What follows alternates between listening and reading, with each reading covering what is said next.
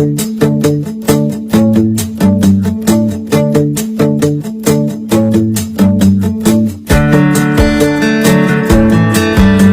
lagi di channel Agustin Flaviana. Jangan lupa klik subscribe dan tanda lonceng. Halo anak-anakku terkasih, jumpa lagi di pembelajaran daring bersama Bu Agustin Flaviana. Di sesi kali ini kalian akan mengerjakan tugas. Tugas yang akan kalian kerjakan akan disajikan dalam video ini. Oleh karena itu, kalian harus memperhatikan video ini agar kalian mengetahui perintah tugas yang akan kalian kerjakan.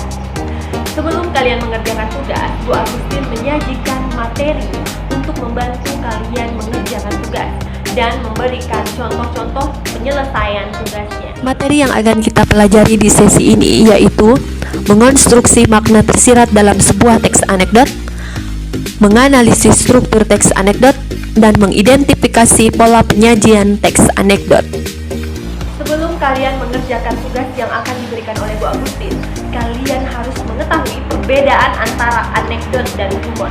Berikut penjelasannya. Membandingkan anekdot dengan humor.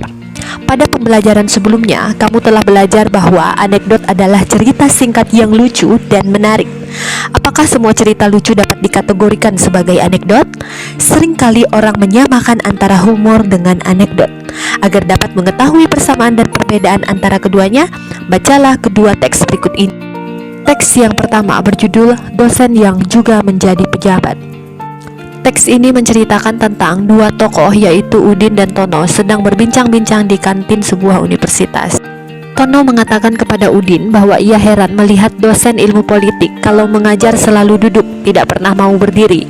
Tono mengatakan kepada Udin bahwa dosennya selalu duduk ketika menjelaskan karena ia takut kursinya diduduki orang lain. Selanjutnya, bacalah teks berikut ini. Surat cinta tukang buah dan tukang sayur.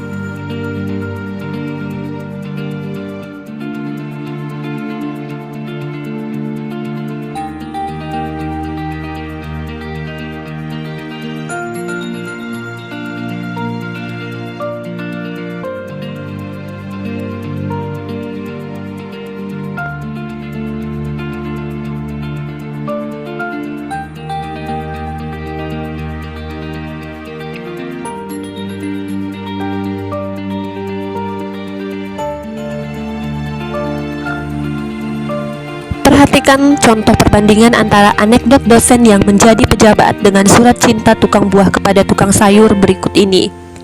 Ide cerita, anekdot dosen yang menjadi pejabat berasal dari peristiwa nyata. Humor surat cinta tukang buah kepada tukang sayur hanya bersifat rekaan.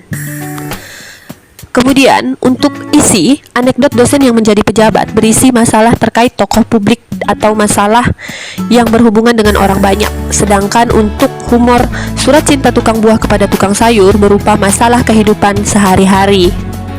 Ini tadi perbandingan antara kedua cerita tersebut antara anekdot dan humor berdasarkan ide cerita dan isi. Selanjutnya, kita perhatikan kembali contoh perbandingan antara anekdot dosen yang menjadi pejabat dengan humor surat cinta tukang buah kepada tukang sayur berikut ini.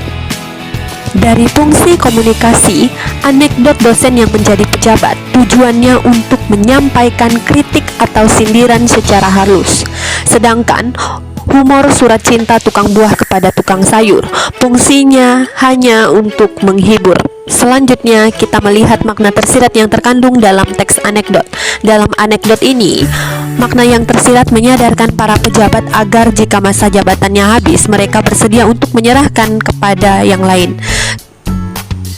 Sedangkan di dalam humor surat cinta tukang buah tidak terdapat makna tersirat. Nah, berikut ini ada tugas yang harus kalian kerjakan. Berdasarkan contoh yang tadi Bu Agustin jelaskan, rumuskanlah persamaan dan perbedaan antara humor dan anekdot berdasarkan pemahamanmu. Anak, itu tadi tugas pertama yang harus kalian kerjakan. Berikut ini, Bu Agustin akan menyajikan bagaimana cara mengidentifikasi struktur teks anekdot. Perhatikan penjelasan Bu Agustin. Selanjutnya, kita akan mengidentifikasi struktur teks anekdot. Anekdot memiliki struktur teks yang membedakannya dengan teks lainnya. Teks anekdot memiliki struktur abstraksi, orientasi, krisis, reaksi, dan koda. Bacalah anekdot berikut ini, kemudian pelajarilah cara menganalisis struktur teks anekdot. Perhatikan contoh berikut ini.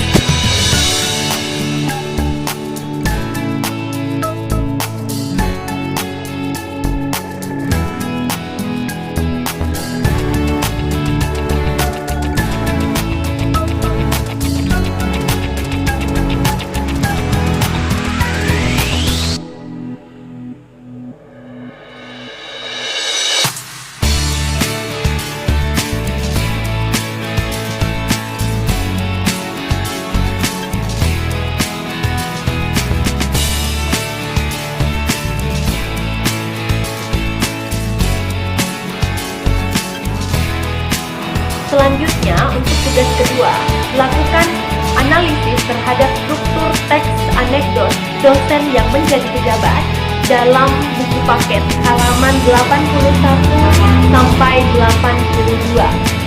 Nah, kalian buka e-book yang Bu Agustin kirimkan di kelas. Selanjutnya, kita akan mengenal berbagai pola penyajian teks anekdot. Anekdot dapat disajikan dalam bentuk dialog maupun narasi. Contoh penyajian dalam bentuk dialog. Percakapan dua orang atau lebih dapat dilihat pada anekdot dosen yang menjadi pejabat. Salah satu ciri dialog adalah menggunakan kalimat langsung. Berikut contoh kalimat langsung yang terdapat dalam dialog.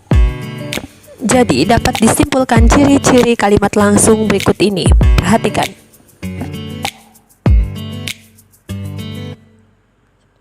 Selain dituliskan dalam bentuk dialog, seperti pada anekdot dosen yang menjadi pejabat, ada juga anekdot yang disajikan dalam bentuk narasi.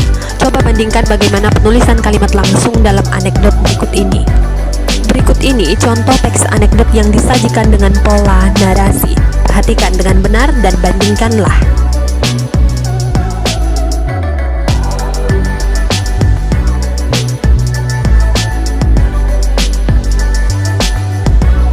Kalian sudah semakin memahami bagaimana pola penyajian teks anekdot setelah mendengarkan penjelasan yang disampaikan oleh Bu Agustin.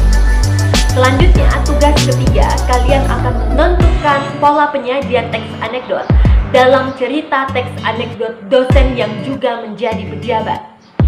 Pembelajaran daring di sesi ini sudah selesai. Kita akan berjumpa kembali di pembelajaran daring selanjutnya. Terima kasih telah